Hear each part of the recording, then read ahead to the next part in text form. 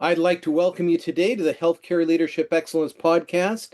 And we have, as always, a superb guest today.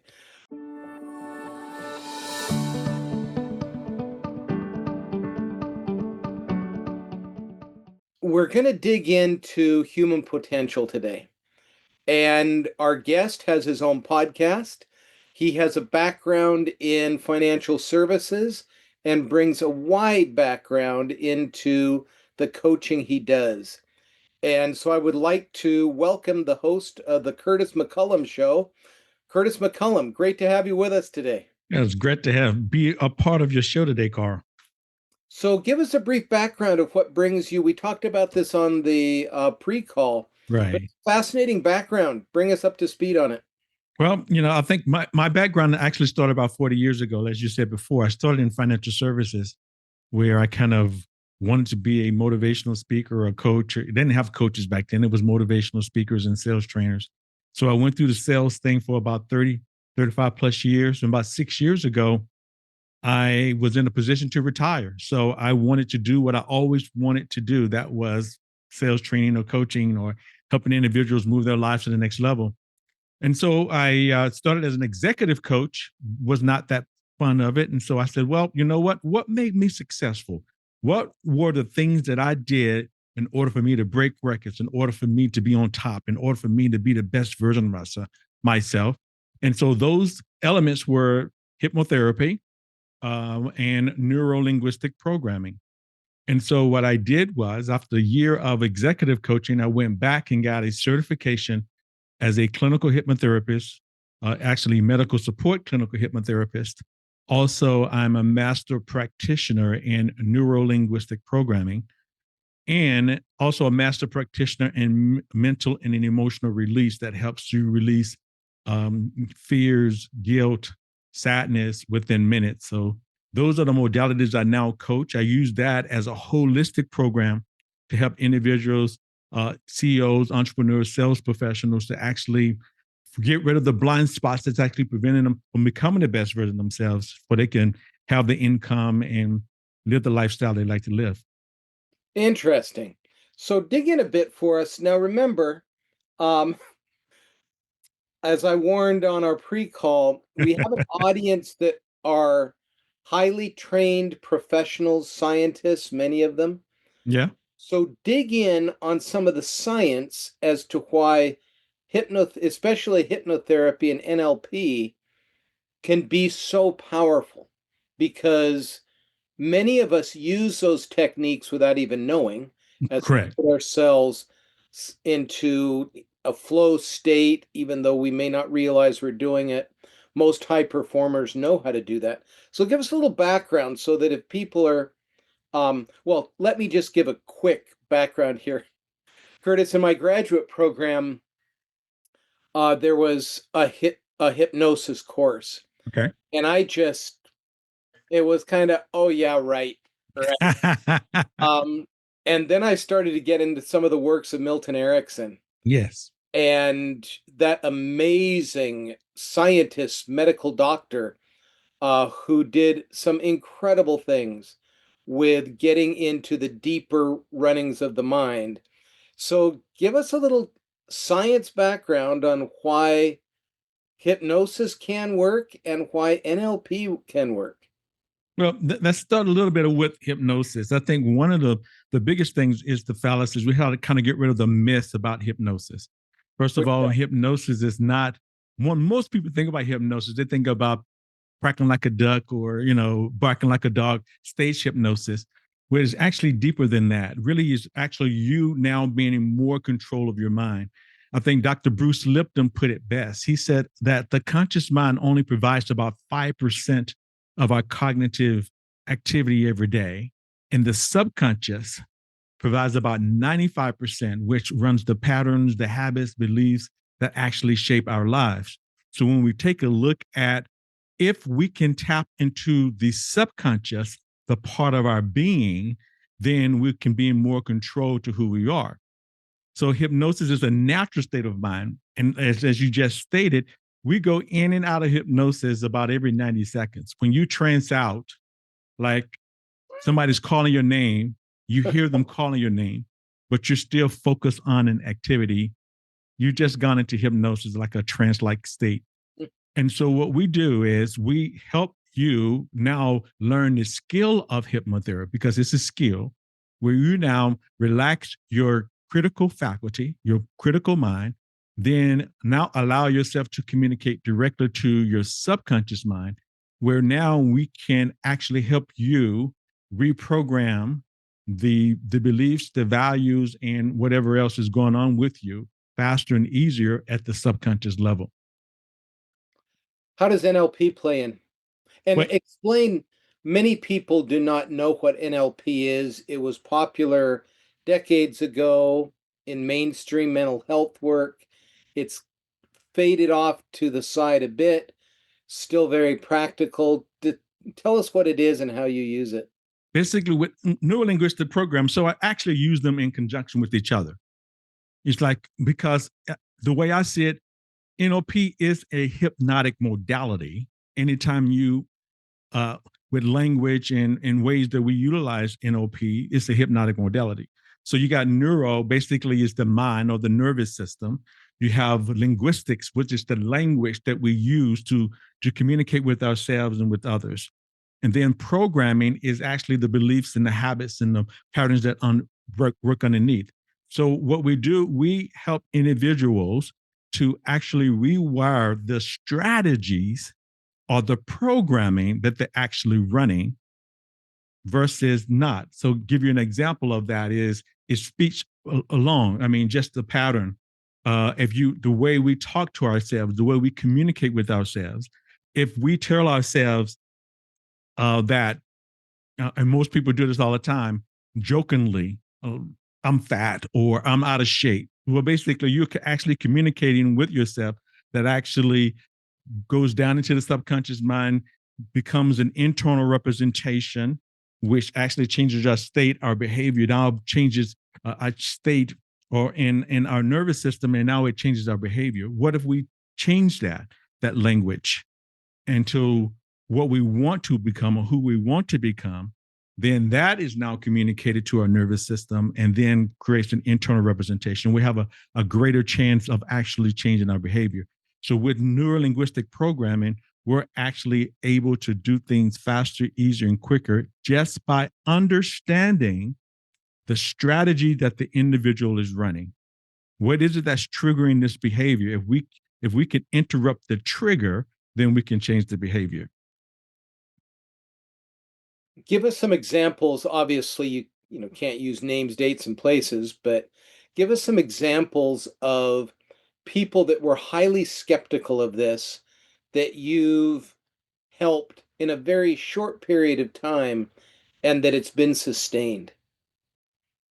I had one person, I call it person, is that, well, because most of the time people are like, oh my God, what is this?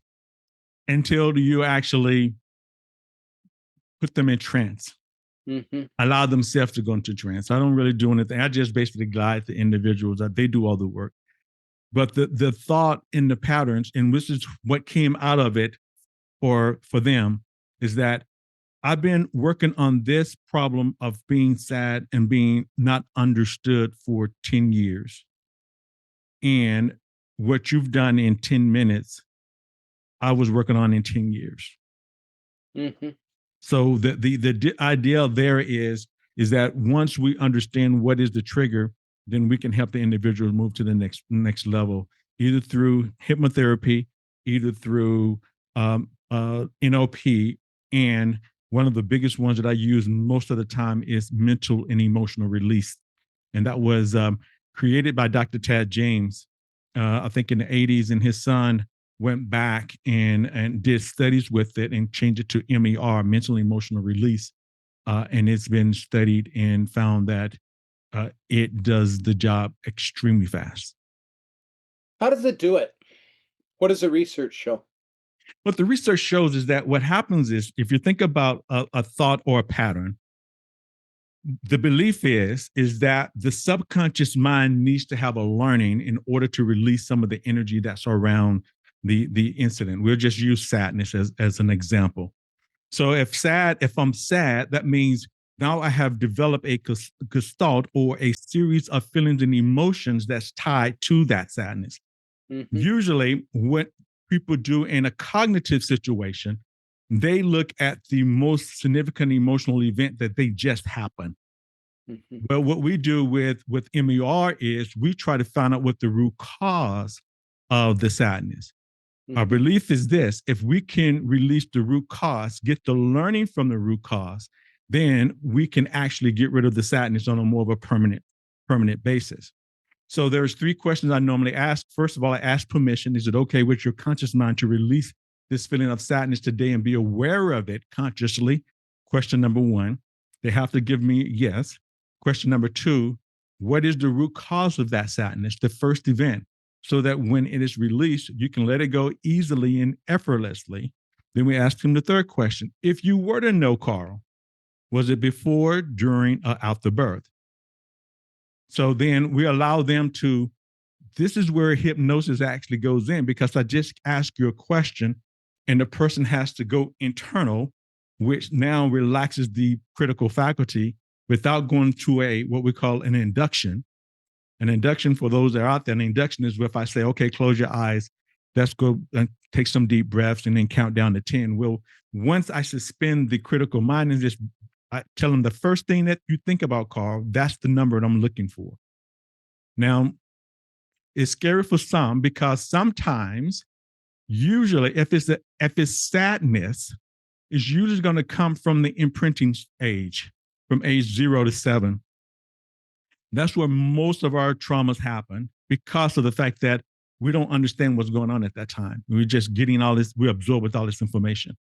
Sometimes our subconscious mind takes us even deeper into a past life or genealogically. Is it true or not true? I don't know, because that's not why I'm there. Basically, I'm there to help them to relieve whatever that ailment is. We're using sadness as an example. So with the sadness, when this person went back, I think 3 generations or past life, and her sadness was from she was an African American in a past life, and a slave owner had taken her child, which caused this feeling of sadness that she was experiencing now. Mm-hmm. So now we allow them to float above their timeline, above the event, looking down on the event, to now gather their current learnings with their current resources. So you get learnings from it, like, okay, what is it now you need to learn from this event so you can allow it to let go? Once they get the learnings, which is, I'm strong, I'm resourceful, I'm this, whatever they are for that in learning, then we take them. This is the key. Then we go up above the event and before the event. If you allow your subconscious mind to go before and above an event, that means the event never happened. So it releases the negative energy around that event. Once that energy is then released, we take them back into the event so they can see how the feelings are gone from that event. Usually the first time around, I would say about 95% of the time is gone the first time. Usually you have to work with some individual to go back further up or further back, or that first event we thought it was is not the event. But once they go in it, come back out of it, then we give that learning to each subsequent event all the way through their timeline, all the way back to now. Mm-hmm. Usually that sequence takes about 10 minutes. So that sadness is now, so now they can have this learning. Usually people either forget they had the sadness or like, no, or they'll give you the learning that they got from the event of sadness at that time. So I can see some of my surgeon clients really tripping over the multi-generational past life. Yeah. What's research on it? Well, as I said before, when we talk about multi-generational past life, that's not the important part, because of the fact I can't prove is there a multi-generational or not. Mm-hmm. But what I do know is this, is that is that the energy is released based on the belief of the person. If the person believes it's true, for them it's true. Part of the presuppositions of neuro-linguistic programming is I must respect the person's model of the world. Mm-hmm. Meaning their perception of the world is their perception of the world. We talked about it before, is that in the book Flow by Mihaly Csikszentmihalyi, he talks about the fact that we are bombarded with 100, not 2 million bits of information per second. And our nervous system can only process 126 bits per second. Then he goes on to say this. He says, we choose to focus on determines our reality. That means that based on their reality. So scientifically, can we put it underneath the microscope and says, hey, this is what happens? No. But what we can say is this, based on their reality, based on their perception of the world, it's true to them. That means if it's true, my job as the coach is to go with it and basically allow them to become better for it and get a learning or get something from it. Now they have new resources that now can reinforce the new behavior. What have been the studies on follow-up on, because I can see someone in the moment being very relieved because of the moment. Post studies of week, month, 6 months, what's our sustainability rate? Well, there is a study that we did. The hypnotherapy that I practice is called integral hypnotherapy, and they did a study. There was a study, I got it here in 2018. They did a study with Dr. Robert Sapin on bladder syndrome, and they did the study, and they found that after 12 months, after doing hypnosis and things of that nature, that it was sustainable. Now, they still had about 93% success rate after about 12 months. Mm-hmm. This is my philosophy. And then I think even Tony Robbins learned this, and he kind of changed his philosophy on it, because we can get rid of it quick. The question is, will it come back? Yeah. And the answer to that question is potentially yes, because of the subconscious mind loves what it loves. It's lazy. Now, what I do as a coach to help them to solidify the new behavior, I create what I call a bespoke daily mental supplement, which is a short recording, normally like 5 to 7 minutes long. And what we do with that recording is that now they take it home and continue to condition the subconscious mind and flood it with the new behavior. And then I also teach them self-hypnosis so that when they're tired of the recording, they can still put themselves in trance and continue to reinforce their behavior. Just like anything else, think about it like this. If a person goes to the dentist, get their teeth clean, and don't brush their teeth, don't do anything else afterwards, no, they're going to have a problem. And so, and that, before you say what you're going to say, and that's kind of my position, is that we need to stop thinking it as a one-time thing and it's done. We need to look at our minds as something that is ongoing. We have to continue to work on it because we are bombarded with information daily, negativity daily, so that we need to continue to condition our mind to kind of stay sane, for lack of a better term. Well said. And one of the items is when you contacted us about being on our episode, anything that talks about increasing human potential is huge for me, because it's what I do all the time in coaching. Right. You talked about the legit framework. It's an acronym. Yes. And so two things. Talk about legit and talk about the bespoke approach, maybe in reverse, so that our listeners understand that whole concept. The bespoke approach is that everybody is different. I have a framework. My coaching framework is a legit mindset. Mm-hmm. My coaching the way I coach is more bespoke, meaning like I have a framework of learning, growing, expanding, and transforming. That's what legit stands for. So that's the framework we coach from. And the bespoke approach is when you come to me, Carl, you may have an issue of a feeling that you're not good enough, you're not worthy. So during our cognitive portion of the coaching session, we might go back and says, okay, when was the first time you've ever experienced that? Well, your first time experiencing it was when you were on a playground and a kid pushed you and says, you know what, you're no good. And your subconscious mind immediately accepted that I'm not worthy to play on the playground, and I carried that through. So now I have a choice.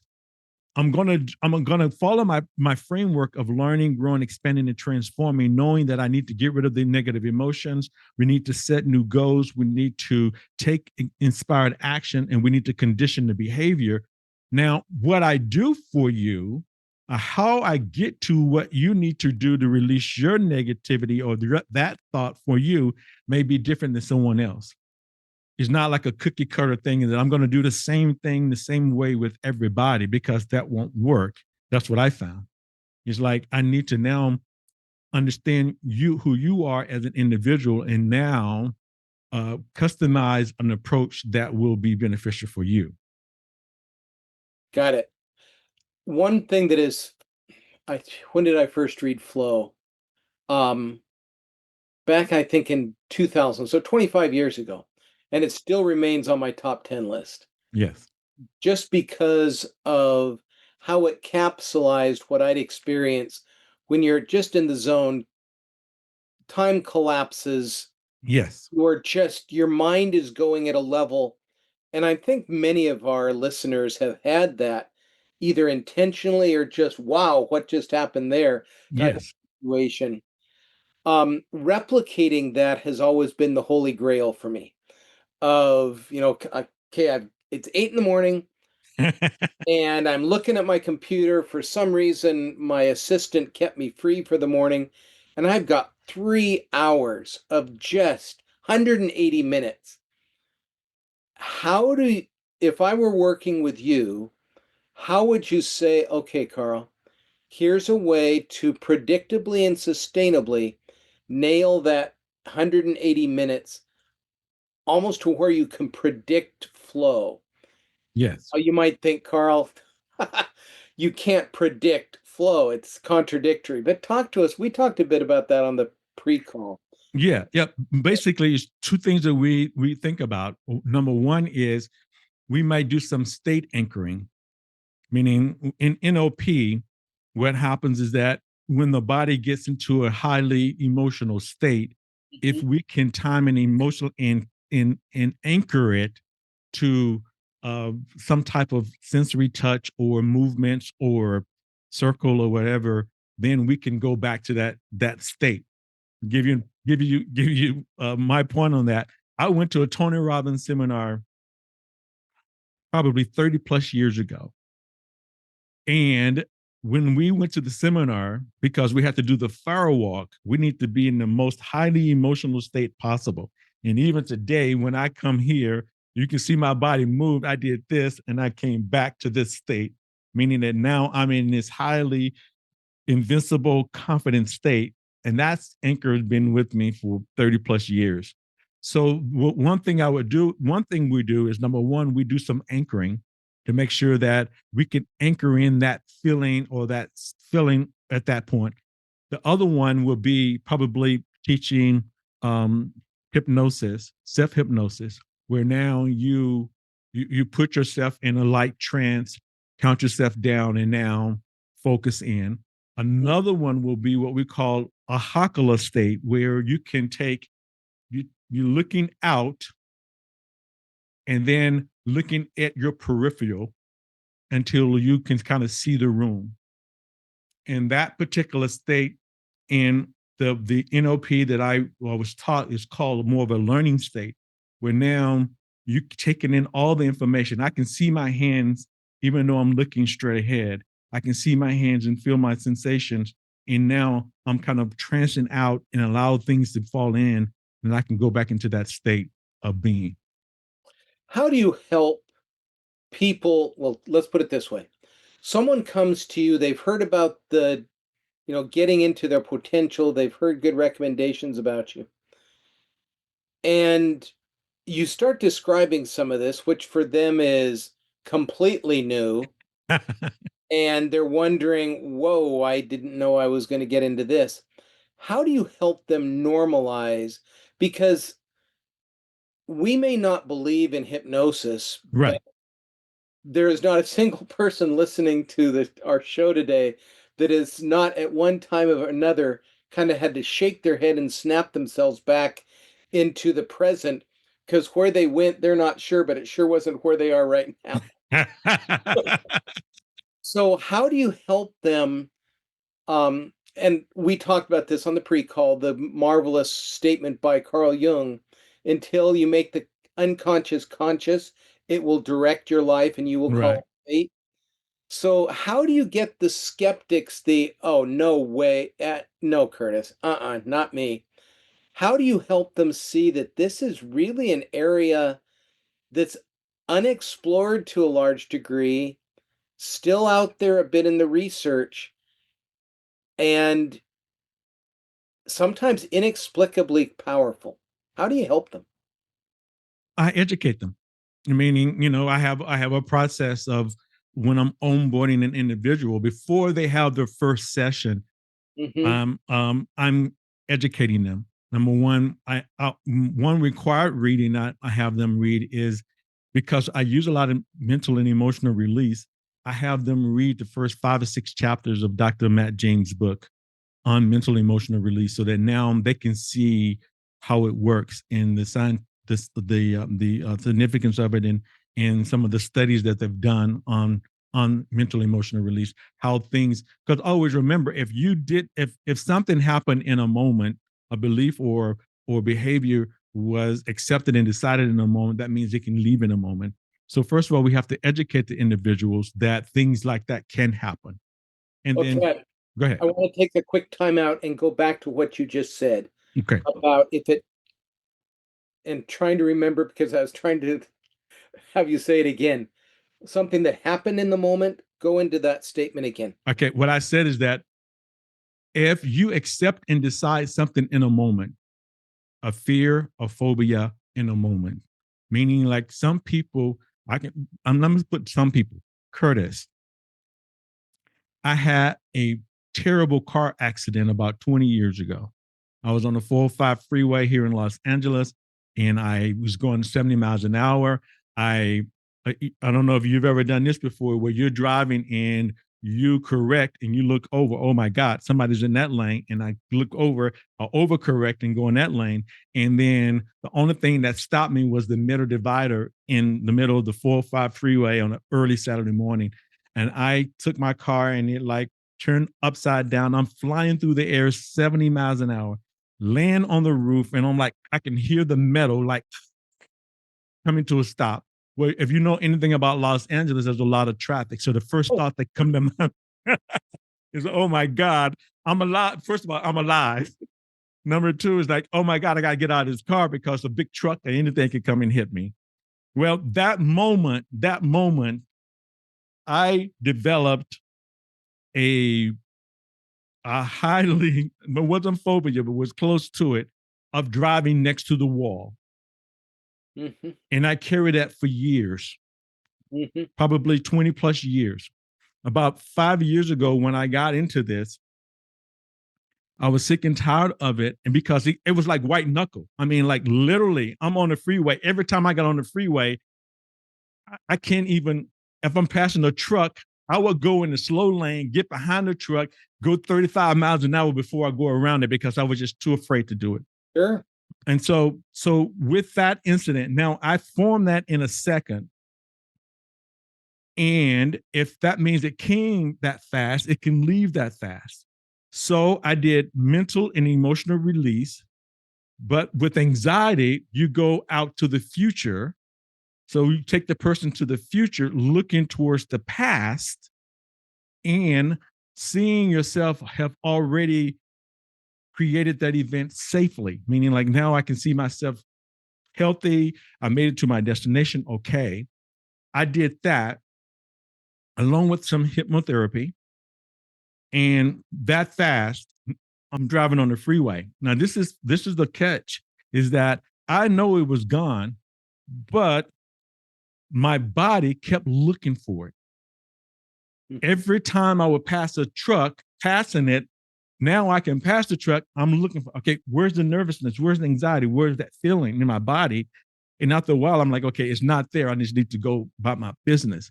So just as fast as I got that feeling of anxiety of driving on the freeway next to a wall, next to a big truck, I got rid of it just that fast within minutes. And it stayed? It stayed. Interesting. Yep. So switching lanes almost completely here. You made a comment. I help people tap into what they actually are. Talk to me about that. I believe that everyone have all the resources within them to become the best version of themselves. So my job is to help them tap into who they already are. Mm-hmm. When a person comes to me, Carl, I truly believe that they are whole. I have to see them as being whole. I don't see them.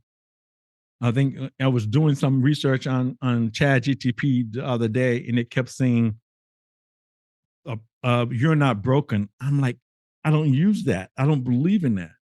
Don't even say it. And because that's not my philosophy, because I believe that everybody has all the resources. Now, we're not using all of our resources sometimes.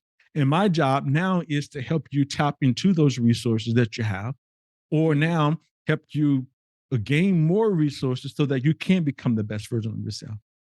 So that's kind of where that comes from, is the fact that that's my belief, is that when a person comes to me, regardless of what they're coming to me for, that means that they're not utilizing the resources that they have to actually move forward. And my job is to help them do that. Moving to the corporate sector here, helping. So scenario is this. Several years back, I worked with an organization and they were trying to change culture. And they had one leader that was pretty intense. He was brilliant, one of the top in his field. Um, but he didn't buy into the culture bit. You've mentioned something: gentleness, relationship, results. And he was all about results. But gentleness, not so much, in relationship, that's for my wife and my kids, but let's just get it done. Right. 35 years in a very hard hitting environment of financial services. I mean, it's make or break, sink or swim, eat what you kill. Um, everyone's applauding you when you get the top sales award, but they're actually sharpening their knives to take you out so that they can be on stage the next year. So, gentleness, are you kidding me? Um, and I was just talking to someone this morning who said on a podcast pre-call, um, and he's just written a book on kindness, great book. And he was talking about his experience with a group, and 80% of the financial service people absolutely were on board. The other 20 were just, are you kidding me? Right. So if you had been with me several years back with this one leader who was saying, let's just get results. If you want warm fuzzies, go somewhere else. But here, this is our goal. This is what I need you to do. What would you, from your background, both 35 years and the last 5 years of really getting some perspectives, what would you tell this person? First of all, I probably wouldn't tell him anything. I will basically now, I would elicit his core values to figure out who he is. Mm-hmm. Because part of my beliefs was that values, our core values, is one of the deepest level programming that Mm-hmm. actually drives our behavior.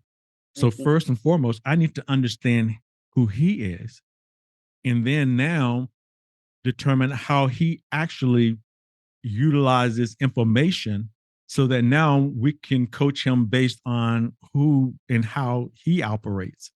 sometimes when in coaching, if I'm trying to force you to do what I want you to do, which that's not my style, that's where the bespoke comes in. And now I have to really come down to that individual, figure out what's the best way to communicate with him, and then allow him to now lead or guide him to what we're trying to go to try to see, will he buy into it or not?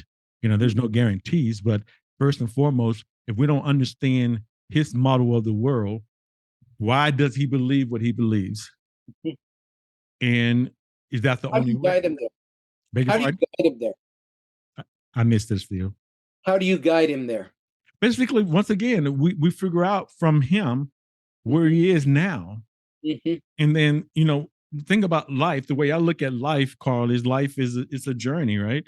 And in that, on this journey that we're on, there are peaks and there are valleys, there's movements and all these things. So my job now is to figure out where he is.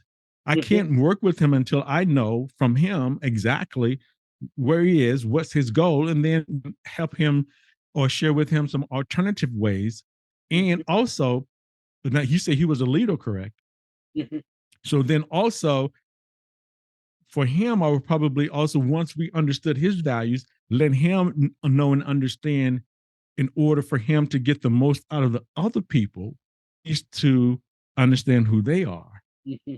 And it's not all about result driven, because if you did everybody's core values, you would kind of now distill down, this person is motivated by this person is motivated by this. So you still have to have a management style so that you can reach more people. And some people you have to kind of individualize and kind of say, okay, this is what they need, Yeah. to move to the next level. I used to hate coaches who belittle me. I mean, I ran track and stuff, or I didn't any other sports, but I ran track most of my life. But I'm not a guy who's motivated by cussing me out and putting me down and trying to motivate me negatively. No, you tell me where we want to go.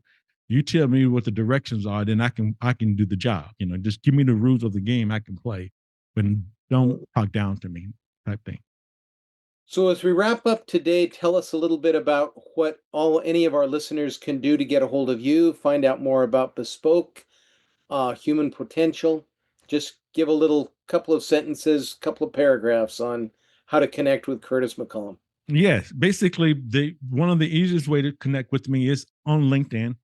I'm on LinkedIn. You can find me at Curtis McCullum or Bespoke Human Potential Coach, and I have a corporate site and an individual site. You can also reach me on YouTube. I do a lot of YouTube videos, a lot of educational information on there that can lead you to some freebies and some other ways to kind of get in touch with me. And then, like I said, you can direct mail me on YouTube, also on all social media, from everything from TikTok to Instagram to Facebook. I'm on all social media, so you can reach me there and just DM me and says, "Hey, I saw you on the show, and I thought you were interesting. Let's have a conversation. We can just have a conversation to see where it goes." Excellent. Thank you for taking so much time with us today. I appreciate it. No, appreciate it, Carl. Man, you're a great host, man. You got some great questions here. It's easy with my guests, so thanks for being one of them. Okay. Thank you to our listeners, and thank you again to Curtis McCollum.